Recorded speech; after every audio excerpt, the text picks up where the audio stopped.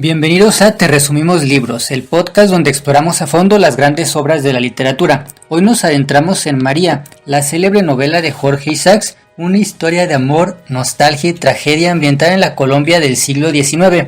Esta obra es una de las novelas más representativas del romanticismo hispanoamericano, y no es solo una historia de amor, sino un retrato melancólico de una época, de sus costumbres y de la fragilidad de los sentimientos humanos. Publicada en 1867, María ha sido considerada la gran novela romántica colombiana, no solo por la historia entre Efraín y María, sino también por la manera en que Isaacs describe los paisajes del Valle del Cauca, dotándolos de un aire poético, casi como si el entorno respirara junto con los personajes. Su tono es profundamente sentimental, con una prosa cargada de lirismo y nostalgia, y desde el principio nos deja claro que esta no es una historia con un final feliz. Eso es algo que se siente desde el inicio. María está narrada en primera persona por Efraín, un joven que regresa a su hogar tras pasar varios años en Bogotá estudiando. Desde las primeras páginas, la novela nos introduce en un ambiente idílico, con descripciones detalladas de la hacienda de su familia, el río, los árboles de Guayacán, el canto de los pájaros. Todo parece anunciar una historia de amor puro, pero también de una tristeza inevitable. Justamente porque María no es solo la protagonista femenina, sino el símbolo de un amor idealizado y trágico. Ella es una joven hermosa, dulce, de origen judío, que fue adoptada por la familia de Efraín cuando era niña. A lo largo de la novela, su amor con Efraín se desarrolla con una mezcla de inocencia y pasión contenida, pero hay algo que pesa sobre su destino, una enfermedad hereditaria que la hace vulnerable. Antes de hablar más sobre la enfermedad de María, analicemos el contexto de la novela. Jorge Isaacs no solo nos cuenta una historia de amor, sino que nos transporta a la vida rural del siglo XIX, donde las haciendas eran el centro de la economía y la vida social. La familia de Efraín es una de las más acomodadas, con esclavos trabajando en los cafetales y sirvientes encargados de la casa. Y aquí es donde entra uno de los aspectos más interesantes de la novela, su visión sobre la esclavitud. Sí, porque aunque Efraín es un joven bondadoso que trata bien a los esclavos, la novela refleja el racismo de la época sin cuestionarlo abiertamente. Personajes como José, el esclavo fiel que cuida a Efraín y a María, representan la lealtad forzada que se esperaba de los sirvientes. Isaacs describe a los esclavos con afecto, pero siempre desde la mirada del amo benevolente, sin una crítica directa al sistema. Esto ha sido un punto de debate en la recepción de la novela a lo largo del tiempo. Es cierto, pero volviendo a la historia central, la relación entre Efraín y María se va desarrollando a través de pequeñas escenas cotidianas, paseos por el campo, charlas bajo los árboles, miradas llenas de significado.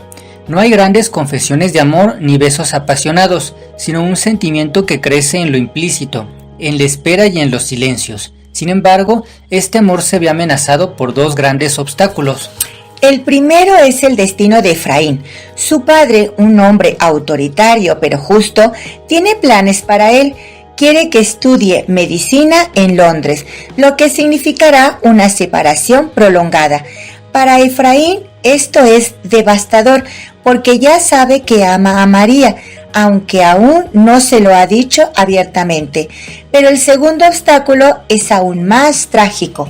La enfermedad de María. Desde pequeña ella ha mostrado signos de debilidad, desmayos repentinos, fiebre sin explicación. Su madre murió de una enfermedad similar, lo que hace temer que su destino sea el mismo.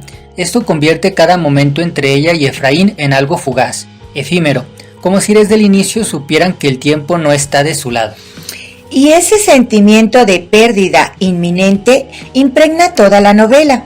Desde el primer capítulo, cuando Efraín regresa a la hacienda, la narración está teñida de nostalgia, porque aunque en ese momento aún hay esperanza, el lector siente que todo lo que se está contando es un recuerdo doloroso. Isaacs nos hace sentir que estamos viendo algo hermoso que inevitablemente se desvanecerá. Esa sensación de melancolía es uno de los mayores aciertos de la novela, pero antes de seguir avanzando en la historia, hablemos un poco más sobre Jorge Isaacs y su contexto. Para entender mejor a María, es importante conocer a su autor, Jorge Isaacs. Su vida estuvo marcada por contrastes tanto en lo personal como en lo político y literario. Nació en 1837 en Cali, en una familia acomodada, pero su historia estuvo llena de altibajos.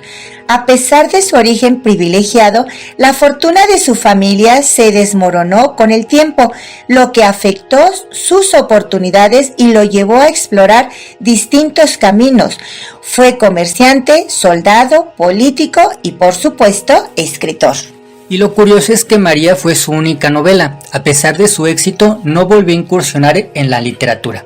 Se dedicó más al periodismo y la política, con una carrera marcada por ideales liberales, pero también por frustraciones. Su vida terminó en la pobreza, a pesar de haber escrito una de las novelas más importantes del siglo XIX en América Latina. Pero aunque él haya tenido una vida difícil, su obra trascendió. Y una de las razones por las que María sigue vigente es su profunda carga emocional. Es una historia de amor, pero también de pérdida y de nostalgia por un mundo que se desvanece. Isaacs logra capturar la belleza del Valle del Cauca, de la juventud y del primer amor, pero siempre con la sombra del destino acechando. Desde la primera página sabemos que este amor no tendrá un final feliz. Esa sensación de fatalidad es algo propio del romanticismo. Este movimiento literario que surgió en el siglo XVIII y se consolidó en el XIX estaba obsesionado con la emoción, la pasión y el destino trágico. En María encontramos todos estos elementos: el amor imposible, la conexión con la naturaleza, el idealismo juvenil y la muerte como punto culminante de la historia. Y lo interesante es cómo Isaacs usa la naturaleza para reforzar la historia. Cada escena en la hacienda está llena de referencias al entorno: los ríos, los árboles de Guayacán, el canto de los pájaros. Todo eso no es solo decoración, sino un reflejo del estado de ánimo de los personajes. Cuando Efraín y María están juntos, el paisaje es armonioso y lleno de vida.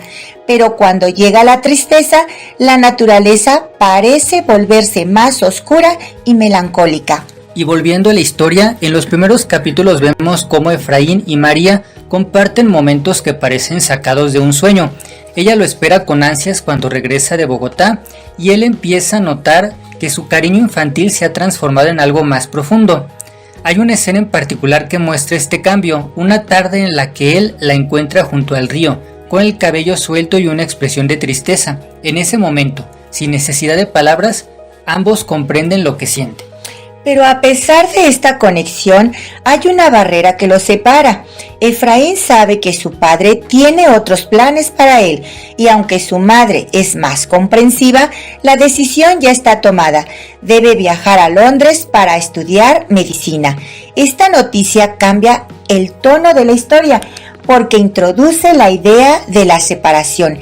El amor que apenas están haciendo ya tiene una fecha de expiración. Y María, aunque no dice mucho al respecto, empieza a cambiar, se vuelve más callada, más melancólica. Sus ojos reflejan un temor silencioso, como si supiera que esta despedida no será temporal. Su enfermedad es un enemigo invisible que acecha en las sombras, y aunque en ese momento Efraín no lo comprende del todo, el lector ya empieza a sentir que algo está por romperse. Y eso es lo que hace que la novela sea tan poderosa emocionalmente. Isaacs no necesita grandes giros argumentales ni escenas dramáticas exageradas. Todo se construye a través de los pequeños detalles, de las miradas, de los silencios. La tragedia no ocurre de golpe, sino que se va instalando lentamente, como una sombra que crece con cada página. Y el punto de quiebre llega con la despedida de Efraín, uno de los momentos más dolorosos de la novela. No es solo la distancia lo que pesa, sino la incertidumbre. Él promete volver en 2 años, pero el lector sabe que el destino puede jugar en su contra. María, por su parte, trata de mostrarse fuerte, pero su fragilidad se hace evidente. Sus palabras son pocas, pero su mirada lo dice todo.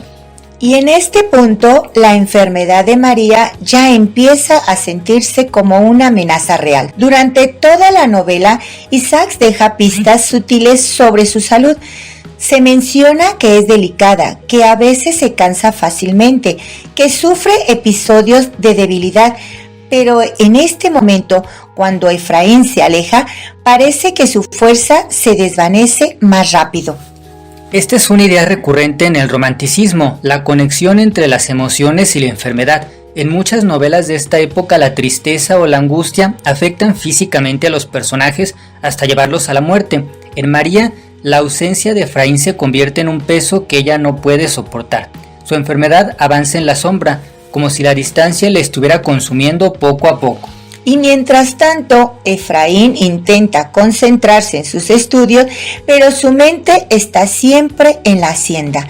Le escribe cartas a María y a su familia, tratando de aferrarse a esos lazos. Pero el tiempo pasa y aunque al principio todo parece estar bajo control, llega la noticia que lo cambia todo. María está cada vez más enferma. Esa carta es devastadora. Lo que antes era solo una sensación de melancolía se convierte en una realidad innegable. Su madre le dice que regrese lo antes posible, que María lo espera, y en ese momento la urgencia se vuelve palpable. Efraín ya no piensa en su futuro ni en sus estudios, solo en volver. Su viaje de regreso es una carrera contra el tiempo.